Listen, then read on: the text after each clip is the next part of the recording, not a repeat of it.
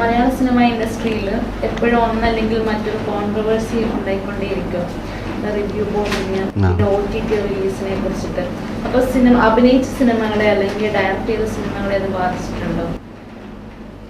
ഇല്ല. നമ്മൾ ഇപ്പോൾ കോൺട്രവേഴ്സി എന്ന് പറയുന്നത് ഇതൊരു സെലിബ്രേറ്റ് ചെയ്യപ്പെടുന്ന ഒരു ഏരിയയാണ്. കുറച്ചും കൂടി ആൾക്കാർ ശ്രദ്ധിക്കും. അപ്പോൾ അതിൻ്റെ കൂട്ടത്തിൽ സ്വാഭാവികമായിട്ടും കോൺട്രവേഴ്സി ഉണ്ടാവും.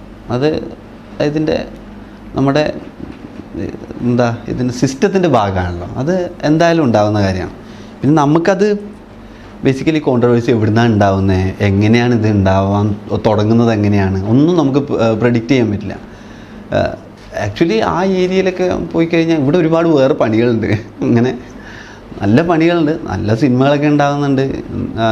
സിനിമകളെക്കുറിച്ച് ചർച്ച ചെയ്യാൻ നന്നായിട്ട് ഇരുന്ന് സംസാരിച്ചുകൊണ്ടിരിക്കാൻ ഒരുപാട് സമയം വേണം ശരിക്കും. അങ്ങനെയൊക്കെ ഉണ്ടാവേണ്ട ഏരിയകൾ ഇപ്പുറത്തുണ്ടാകുമ്പോൾ നിങ്ങൾ അതിലേക്ക് അധികം ശ്രദ്ധിച്ചു കഴിഞ്ഞാൽ വേറെ ഏരിയയിലേക്ക് അധികം പോകേണ്ടി വരില്ല എന്നാണ് എനിക്ക് തോന്നുന്നത്. ഉണ്ടാവും, സ്വാഭാവികം. പിന്നെ നമുക്കെല്ലാവർക്കും എല്ലാറ്റിലും ഒരു നിലപാടുകളൊക്കെ ഉണ്ടാവുമല്ലോ. എന്തായാലും നമുക്കെല്ലാറ്റിലും വ്യക്തമായ നിലപാടുകളുണ്ട് എല്ലാവർക്കും. ചിലതിൽ അറിവില്ലായ്മയുണ്ട്, ചിലത് അറിയുന്നതിനെക്കുറിച്ച് നിലപാടുകളുണ്ടാവും. അത് ചിലപ്പോൾ പറഞ്ഞു കഴിഞ്ഞാൽ എല്ലാവർക്കും അക്സെപ്റ്റ് ചെയ്യണമെന്നില്ല. അങ്ങനെ സ്വാഭാവികമായിട്ടും ഇതിൻ്റെ ഭാഗമാണ്. ആൾക്കാർ നിലപാട് പറയും, അതിനെതിരെ ആൾക്കാർ പറയും, അല്ലെങ്കിൽ കോൺട്രവേഴ്സി ഉണ്ടാവും, അത് ചീഞ്ഞു പോവും. അതൊക്കെ ഇതിൻ്റെ ഭാഗമായിട്ട് കാണും. അതിനെക്കുറിച്ച് എനിക്ക് പിന്നെ അങ്ങനത്തെ വലിയ പ്രശ്നങ്ങളൊന്നും സംഭവിക്കാത്തതുകൊണ്ട് ഞാൻ അതിനെക്കുറിച്ച് അത്ര അവെയറല്ല ഇപ്പോൾ.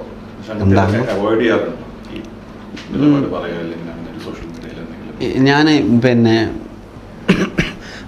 എന്നെ അടുത്തറിയുന്നവർക്കറിയാം എനിക്ക് അങ്ങനെ രാഷ്ട്രീയ നിലപാടുകളൊക്കെ ഉണ്ട്. പക്ഷെ അത് ഇപ്പോൾ ഞാനൊരു ഭയങ്കര ശക്തമായ ഒരു കാര്യം നിലപാട് മുമ്പിലോട്ട് വെക്കാൻ പാകത്തിന് അത്രയും പവർഫുള്ളായിട്ടുള്ള നിലപാടുള്ള ഒരാളാണെന്ന് ഞാൻ വിചാരിക്കുന്നില്ല. എന്നെ ആൾക്കാർ ശ്രദ്ധിക്കുന്നത് ഞാനൊരു നടനായതും കൊണ്ട് ഒക്കെയാണ്. അപ്പം ആ ഏരിയ ഇതുകൊണ്ട് ഞാൻ ഇത്രയും വലിയ ഒരാളായിട്ടില്ല. എനിക്ക് അത്രയും പാകമായിട്ടുണ്ടാവില്ല ഞാൻ ഒരു കാര്യത്തിനെ കുറിച്ച് പറയാൻ. അറിയുന്ന കാര്യങ്ങളെക്കുറിച്ച് സംസാരിക്കുക, അറിയാത്ത കാര്യങ്ങൾ അതിലേക്ക് ഇടപെട്ടിട്ട് വെറുതെ എന്തിനാണ് നാശകോശമാക്കുന്നത്, അതുകൊണ്ടാണ്. അല്ലാതെ എനിക്ക് നിലപാടില്ലാഞ്ഞിട്ടല്ല. നമുക്ക് അറിയുന്ന വ്യക്തമായിട്ടുള്ള കാര്യങ്ങളെ കുറിച്ച് പറയാം. അല്ലെങ്കിൽ ആൾക്കാർ ശ്രദ്ധിക്കുന്നതാണ്. ഇതൊക്കെ ശ്രദ്ധിക്കും. ഇങ്ങനത്തെ ഒരു മേഖലയിൽ നിൽക്കുമ്പോൾ ആൾക്കാർ നമ്മളെ എന്തായാലും ഒരു 5 or 10 ആൾക്കാർ നമ്മളെ ശ്രദ്ധിക്കുന്നുണ്ടെങ്കിൽ അവരെ സ്വാധീനിക്കും എന്തായി കഴിഞ്ഞാൽ. അപ്പോൾ കഴിയുന്നതും പുരോഗമനപരമായിട്ട് അല്ലാത്ത കാര്യങ്ങൾ സംസാരിക്കാതിരിക്കാൻ ശ്രദ്ധിക്കുക എന്ന് ആഗ്രഹിക്കുന്നുണ്ട്. അത് ഉള്ളിൽ ശരിക്കും ആഗ്രഹിക്കുന്നുണ്ട്. അങ്ങനത്തെ ആൾക്കാരെ വെറുതെ തെറ്റിദ്ധരിപ്പിക്കരുത് എന്നൊക്കെയുള്ളത്. കുറച്ച് ചിലപ്പോൾ ശ്രദ്ധിച്ചാലോ, ചിലപ്പോൾ കുട്ടികളൊക്കെ ശ്രദ്ധിക്കും. എനിക്കൊക്കെ ഞാനൊക്കെ ചെറുപ്പത്തിൽ എൻ്റെ ഒരു മാഷ് പറഞ്ഞു, ഈ ഫ്ലാഷ് ബാക്ക് പറയുന്നവർ കഥ പറയാൻ അറിയാത്തവരാണെന്ന്.